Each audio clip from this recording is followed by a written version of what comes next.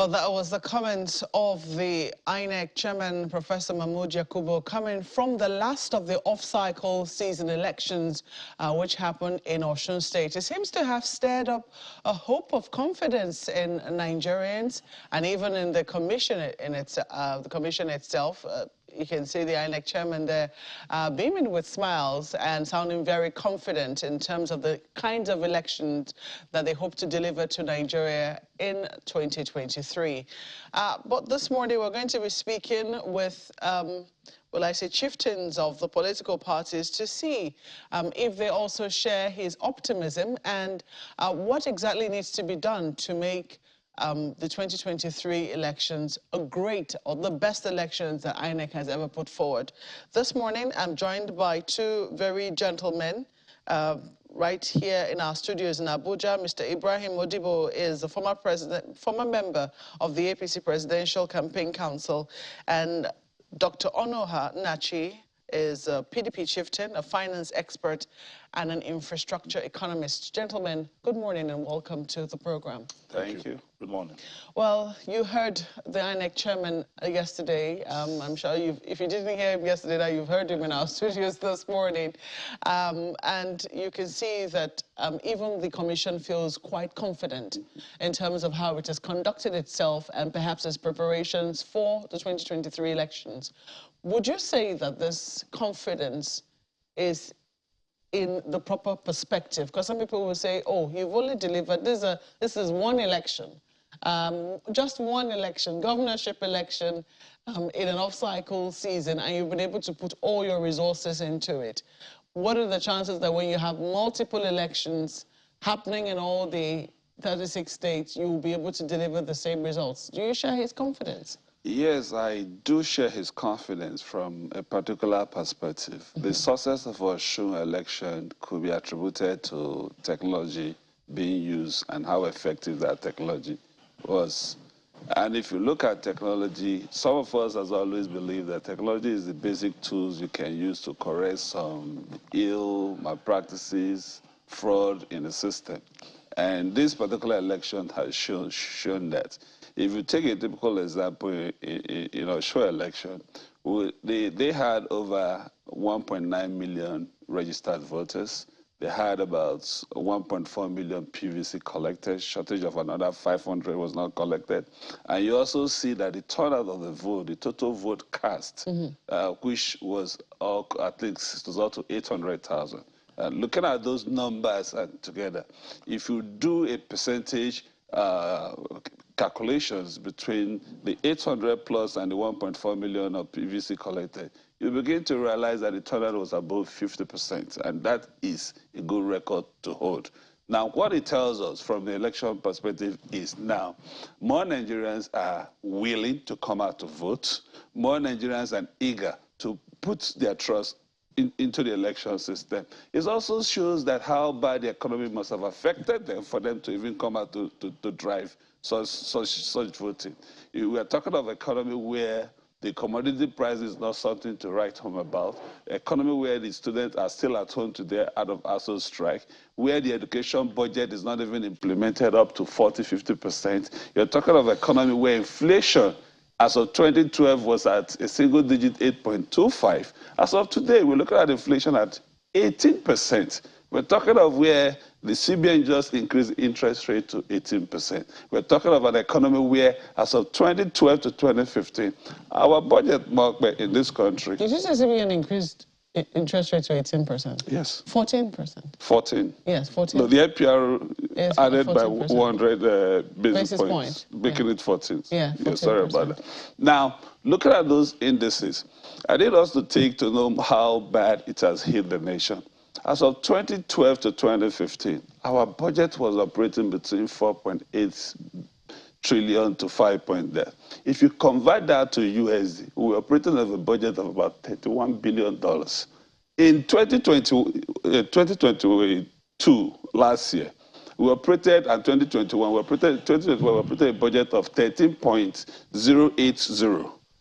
13 point, and still convert that to USD, it was the same 31 point. So in 10 years gap, you can realize that you were operating a budget of 4.8 and it was 31 billion. You're operating a budget of 13 point. It was the same 31 billion. So you just realize that the effects on the citizens, on the people, has made this forthcoming election a referendum on bad governance, a referendum for change, a referendum for new things, a referendum for development. And that becomes a very critical thing. So there are various perspectives you look at it. Over the last 6 months or 1 year plus, we've had several system failures, power system failures that happen. You know how this affects the industries, the manufacturing industry. And it becomes very painful. And you ask yourself, what causes these failures? Simple infrastructure. I'm trying to go back to the elections. So you've spoken about, excuse me, you've spoken about how, you know, the introduction of technology has made a great difference. I do not know if you agree with him, because yes, indeed, some people will say that since 2015, when we have seen the implementation or the introduction of incremental technology, it would seem that we have been seeing different types of results. For you, would you say it rests more with technology, or would you say that it's the Electoral Act? Well, you know, Dr. Noah, if I'm right, yes, has delved into the economy, while this topic is about democracy, about voting system. Now, by way of introduction, let me congratulate Mr. President. Let me congratulate INEC for doing a very wonderful job. I think it has been incrementally increasing in terms of performance profile of INEC in conducting elections in this country. And my commendation to Mr. President is born out of this patriotic and nationalistic desire to see that Nigeria has been placed on the pedestal of good and functional democracy. He has allowed it. Whether we like it or not, when he came in, he had the 3 points bullets of taming insecurity, fixing the economy, and also fighting corruption. And by so doing, there are 2 other bullets: open the political field for mass participation, and also give the country a viable electoral process that could stand the test of time and democracy. Now, if you look at Nigeria as it is today, we must commend the INEC chairman for coming out to show Nigerians that, look, we can have good elections. And the Osun election is a pointer. If you look at what it did in Anambra, Edo, Anambra, coming to Ekiti, it has been improving by the day. Agreed that in Ekiti there was a lot of problems here and there because of vote buying and what have you, where the candidate of the SDP, former governor, was also almost costing home, but somewhere along the line, there were some problems here and there. But this has been sorted out. If you look at what INEC did, was to see that it deploys the BVAS bimodal verification system. Mm-hmm. You see, this deployment of technology by INEC, it has deployed over 5,735 BVAS to a constituency of about the polling units of about 3,570 something, with 330 polling units in 30 local governments. This is a state that could pride itself as having over 4 million population, but we had 1.9 million the voting capacity, but only 1.4 million have been able to have their PVCs. And if you look at the total aggregate distance of the voting population at the end of the whole thing, it was about, as the doctor stated, it's about 800,000. And I think it's a good mark. Anything above 50% is a good mark. So I think Nigeria has come of age. INEC, in its wisdom, has been able to deploy this. And also, I must commend the workers, the security agents. The police have been able to deploy about 21,000 security men. And also, if you look at the way and manner... Why you talk about the gamut? Yes. I mean, of all the things that were deployed to make the elections a success in Osun, I mean, you've gone all the way to Edo State, and then, you know, also talked about Anambra. INEC says that for it, the biggest achievement it had in Anambra was that elections held. In a situation where people were very skeptical that the polls were going to hold at all. I'm just wondering how you think that this can be replicated, how this can, if this were like a model for what we're looking at for 2023, how do you think it's going to work for 2023? You see, my fear, if INEC could deploy all 5,000 BVS, the bimodal verification machines, to one state with over 21,000 security, police, would the system, would INEC be able to galvanize the security apparatuses that went there, as well as the bimodal voting system that has been deployed to all the states of the Federation? If yes, then I think we're coasting home. But my fear is that maybe they might not have the necessary wherewithal to be able to cope with the population and also demand a dynamics of operational democracy, which has to do with the people, because people now are very interested in voting. People are yearning for change. People are also looking forward to a democratically elected president in 2023 that could give Nigeria a sense of belonging, that could make Nigeria work. The economy should be fixed, insecurity be tamed, and also looking at the issue of corruption.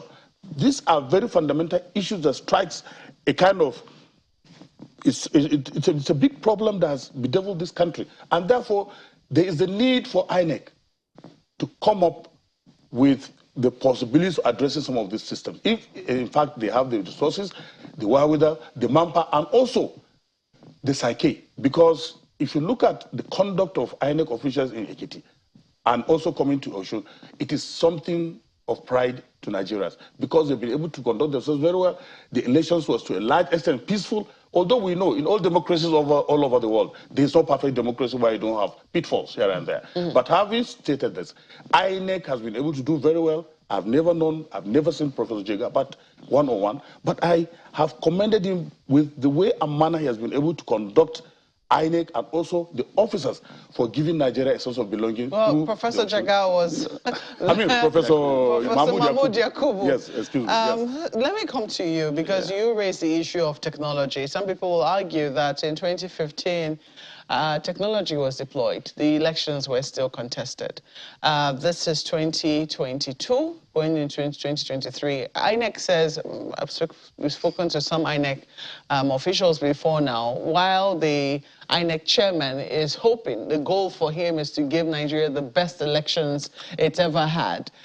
Some of its officials are also hoping that they will be able to eliminate this issue of election petition tribunals after, elections have been conducted. Do you think that it's a possibility? I mean, given just what we have in the Act, in the Electoral Act, some people said that was a very big battle. We saw just happen in National Assembly before that came across, and also the introduction of technology. The truth of the matter is INEC has made tremendous improvements. Technology improvement is a continuous process. 2015, we used card readers. Indeed. Card readers does not have the double authentication system. It does not have the double verification system. And also, the card reader does not have a frequency transmission network inbuilt in it. But the BVAS we have has a lot of technology built into it. There is a frequency transmission system built into it. There's a radio frequency identification for you to know where every machine is. So if it moves away, the RFID technology can tell where it is, clearly. So these technologies put in place has presented something much better, much valid. Now, for election sources, there are two parts of it. The electoral employer, which is INEC, and the security people. If you notice the difference between Ekiti and Osun, the security was a little bit less in Ekiti, which gave room for enormous vote buying. But when the security became very, very effective in this, you saw little or no vote buying in Osun. It means it was reduced. So the two parts that are responsible for it have to do the needful. But I still maintain the elections is going to witness a massive turnout. And that massive turnout is a referendum of a failed government, a failed system. And that's where it's coming from. And if you take it from that perspective, take Osun that we just finished. Out of the 1.4, you have over 800 have voted, which is above 50%. And if you put that back into perspective, If at the end of collection of PVC, we have close to 90 million people that have collected, as of today, it's about 84 or 80 something that have done. As that number increases, if you do extrapolation, in the last presidential election, the total vote cast was not up to 30 million. So if you're getting 50% turnout of vote cards, just be rest assured that we're going to have total vote cards for presidency will be in excess of 50 million. And where you did not get up to 30 million in the last one. So there is these new voters, and the anger and the hunger from these new voters is what is important to me from a point of economic perspective. Where are they coming from? What is driving them? It is the pain, the anger of the failed economy by this government that is driving them, and which must be addressed properly. You don't reinforce failure. So I'm trying my best to focus on the because we're not exactly having a conversation on the debate campaigns are yet to start, but I mean full blown. I know that INEC set a timetable for that, but what we're looking at is how INEC is going to deliver this elections come 2023. For some people, they think that logistics has always done INEC in. Logistics has been a challenge. Somehow they're overcoming it. They've spoken about how they engage the NERTW. In fact, in the last couple of elections, Ekiti and Osun, INEC said it wasn't going to keep the documents, INEC documents in the CBN, with the CBN. But, ask that question, how it's going to maintain, that sanctity when it has, because it's engaged the services of the Nigerian Air Force and being able to deploy to deploy the election materials. Questions as to how that is going to be feasible when elections like the general elections. Would you still have any reservations if INEC were to go and engage the services of the CBN for the 2023 elections, given the reason why it withheld engaging with them, engaging their services for Ekiti and Osun elections? The prerogative of who to engage for such a service remains with INEC. But the most important part of it is the people's mindset. Nigerians have never been fully involved as they are today, and that has a very critical role to play. And if you look at the entire processes, you will see that the engagement of ad hoc staffs and I was even surprised and said, INEC has guts. You're engaging professors that are on strike that have not been paid for this kind of service. It becomes a threat. That's a risk. Oh, God. But the important part is everybody wants something good. And when you talk about logistics, it is the willingness of the citizens to participate that makes logistics easy or difficult. You can naturally get volunteers who are willing to sacrifice and say, let's do this for the nation because of their willingness of participation. And that willingness of participation will make INEC be very, very successful. And you will also realize that the level of voters' educations, and which INEC still have to do more, they still have to engage people on such education to bring them to book what the election is all about, how the voting system is going to work. With that awareness, the logistics will become easier because the people are conscious. What makes logistics difficult is just obstruction by parties. That's what makes it. And when these things, people see that, oh. Obstruction by parties or desperation on the part of politicians. Can you separate the politician from their party? They're representing the parties, though. And that is the way I look at it. Okay, if you say so. Now, when you see that kind of obstruction, and when I realize that such an obstruction will not yield to any result. It will not yield to any result. If you see they are carrying materials and you go and hijack the material, it will not make you win. So what? Why do it? So they will not do it. So I highly believe that INEC has deployed the right technology, but every technology has room for improvement. In a typical way, people will try to undermine it, try to do everything to undermine it, but it is real that this has come to stay. And I must commend INEC. But like the concern Modi will raise about the capacity to deploy the same technology across, I think before now, INEC must have done their calculation of the number of polling units that we have, which is over 130,000 units that we have in the country. And they must have done, if we deploy 1-1, we should also make provision for an emergency up to half of that. And I believe they must have done their logistic planning about those procurement, because when they requested for their budget, they requested for a enormous budget to accommodate them. And this is really, really very interesting. And I'm also aware at the presidential election, they will deploy some drone monitoring systems that can give physical understanding what is happening in each place. Any flashpoint that they raise, the drone can easily go there, tell you what is happening. And because these beavers are RFID embedded, you can identify where the equipment is. If it's not in the location where it should be, it reports immediately.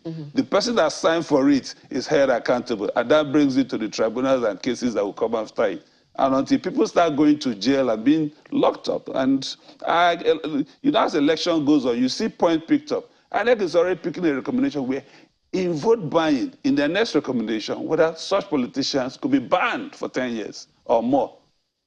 And that will begin to make sense to everyone. I wanted to ask if you had a comment or two on logistics before we go to Lagos. Yeah, before I go on to that, let me correct an impression here. You see, the mass participation, that's why I always commend Mr. President for opening up the political space for mass participation and also allowing credible electoral process. That is why it is gingering, the youth as well as Nigerians to come out in mass now to participate in democracy. Nigeria for a long time has been buckled under the full weight of a ravenous and greedy political class who sit under trees to just write fictitious results and announce them. And then they start jumping and dancing one before electoral victory. This is not the case now. What we have now is a credible electoral process where we don't see government unnecessary interference. It allowed the process to continue. It also allowed technology, because this is very fundamental. In anything we do, especially under the modern democracy, technology is very fundamental and paramount. It is giving us the result. And therefore, INEC, by deployment of the BVS, the bimodal system, has been able to plug in or to plug the loopholes associated with electoral fraud. Okay, so you've spoken about that. What about logistics? Now, about logistics, that's why I've always maintained. I'm sure, like Dr. rightly stated, Dr. Noha, he said maybe INEC must have done their own calculations, but my fear is the functionality. Because even in the Osun elections, there are some BVS, based on the reports I've been able to get, because I've monitored the whole night, the elections, the reports and everything. And I've got almost all the details that have been coming in. There were some BVS that were not functioning maybe because of the failure of the network or the battery system and what have you. But these are issues that will attract a front burner within the confines of INEC intellectual powerhouse, so that they will look at these things to see how they could correct it towards 2023. Because 2023 is not an Osun election. It is not going to be limited in terms of security networking. It's not going to be limited in terms of BVS. It is the whole country. So if it is going to be a whole country, does it have the necessary manpower, the necessary resources, the necessary logistics, and also the necessary components that will give us free and fair election? Big questions. Well, let us go to Lagos now, ladies and gentlemen.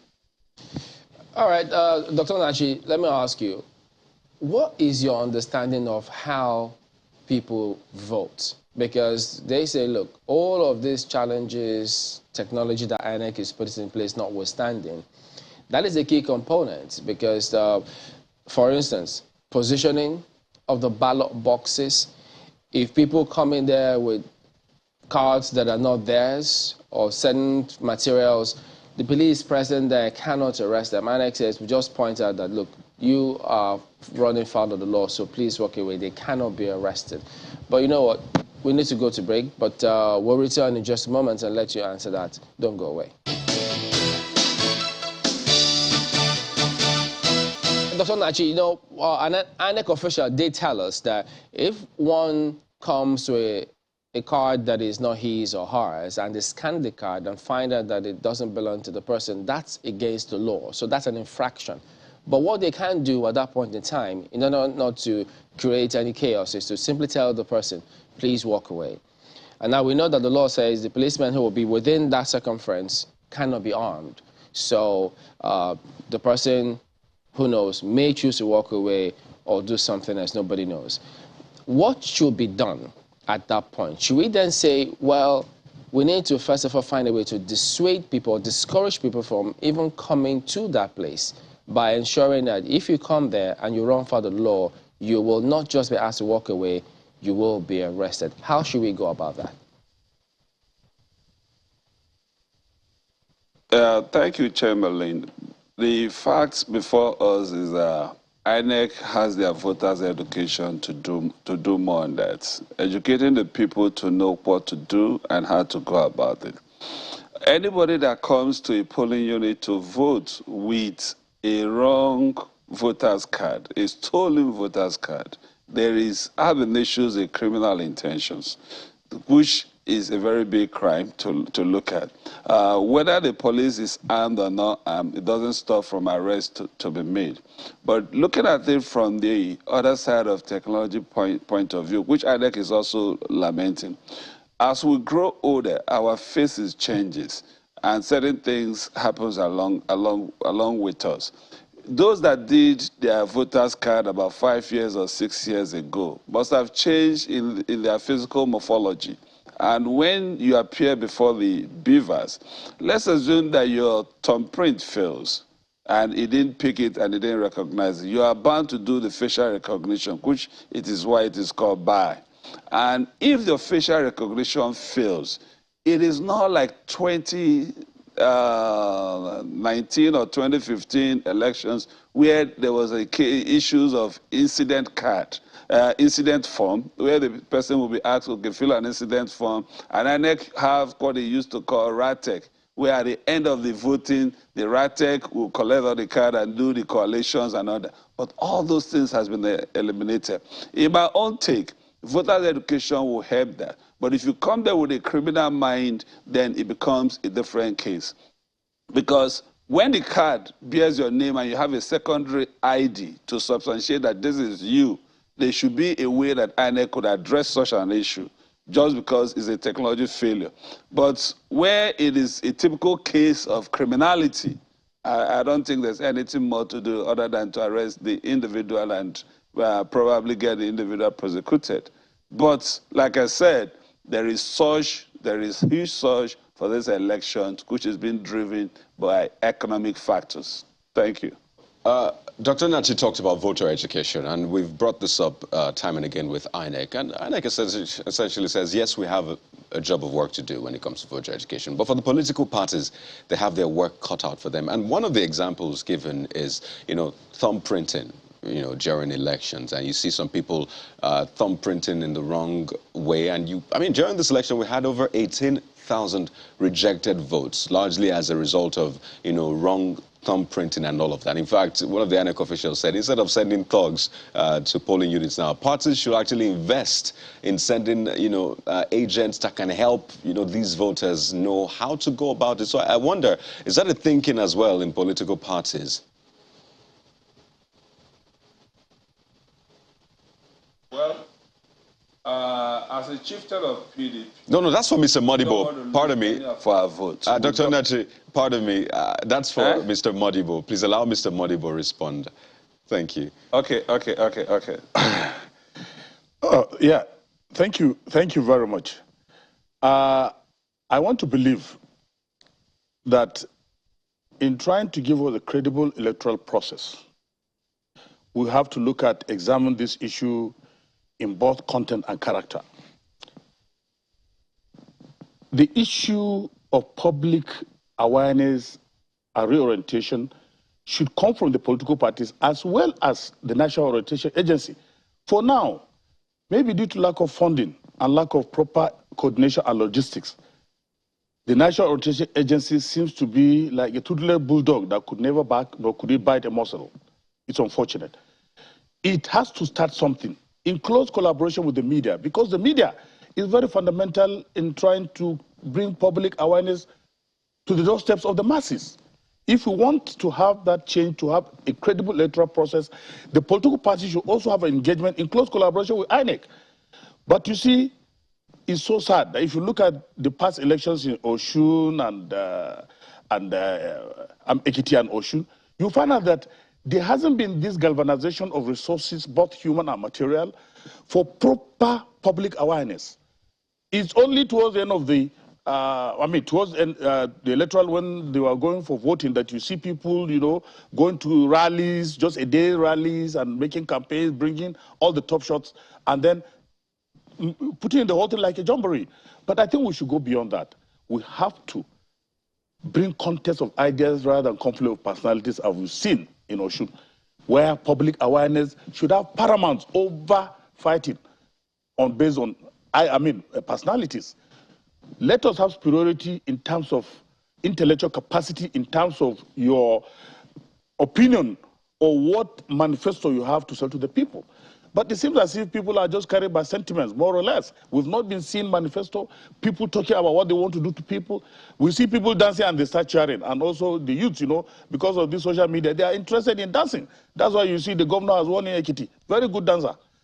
However, I want to believe that as a Nigerian, as a politician or as political parties in Nigeria, they should be able to sit down, harmonize issues, look at their program of action, move in, and do make possible door-to-door campaigns based on policies and programs of action. What we are not seeing now is this galvanization. So INEC, close collaboration with the National Agency, in sync with the political parties and also the media, should act as a broom, should act as a teamwork. There should be a teamwork, harmonization of ideas, so as to sell manifestos rather than selling just conflicts or bringing in sentiments. Nigeria should go beyond this. I thank you. Well, I believe that, enough has been said on this, and INEC certainly will be taking note. I believe that there will be further engagement with stakeholders in the coming days, also to continue to reassure the public that given what they have done, they certainly will be able to maybe replicate or multiply same as we go into the 2023 elections. Gentlemen, thank you for your time this morning. Thank you for sharing your thoughts on where we stand or where you stand with regards to what has gone down in both the Osun and Ekiti elections. Mr. Ibrahim Modibo is former member of the APC Presidential Campaign Council, and Dr. Onoha Nachi is a PDP chieftain, a finance expert, and infrastructure economist. Well, we're used to having you here more as an infrastructure economist and a finance expert, and we look forward to having that soon again. Gentlemen, thank you once again. Thank you, Marco. We do have some feedback from our viewers this morning. Adewale Oyinlola is talking about NNPC